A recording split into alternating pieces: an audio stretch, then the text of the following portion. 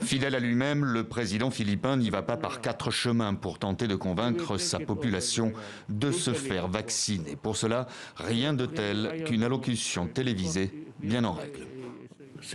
Tu choisis, fais-toi vacciner ou je te fais emprisonner. Je vous le dis, ces cellules de prison de la police sont sales et nauséabondes, et elles ne sont jamais nettoyées. Eh bien, c'est là que vous serez.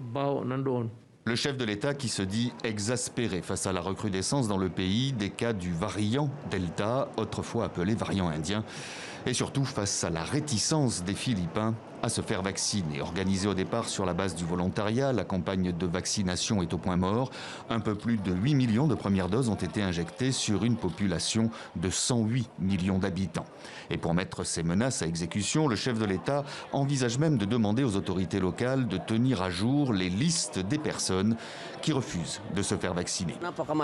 C'est très mal, c'est contre les droits du peuple s'ils arrêtent ceux qui ont choisi de ne pas se faire vacciner. Comme moi, je ne veux pas encore me faire vacciner. Vont-ils me forcer? Vont-ils m'arrêter même si je n'ai commis aucun crime? Ce n'est pas une raison suffisante. La méthode forte. Il y a un an, le président philippin a appelé les forces de l'ordre à tuer ceux qui ne respecteraient pas les mesures de confinement.